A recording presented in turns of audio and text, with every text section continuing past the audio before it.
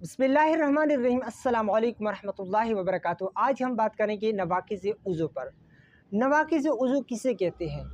वो चीज़ें जिनसे उज़ू टूटता है उनको हम कहते हैं नवाक़िज़ उज़ू। और वो कौन कौन से हैं, कितने हैं? नवाक़िज़ उज़ू जो हैं यानी वो चीज़ें जिनसे उज़ू टूटता है वो है 8। कितने हैं? 8। नंबर 1 जो है वो है पहाना या पेशाब करना, या इन दोनों रास्तों में से किसी चीज़ का निकलना। तो ये क्या है, नवाक़िज़ उज़ू में शामिल है।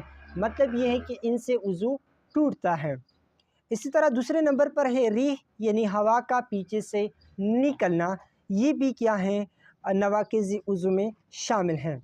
इसी तरह तीसरे नंबर पर है बदन की किसी मकाम से पीप या खून निकल कर बह जाना।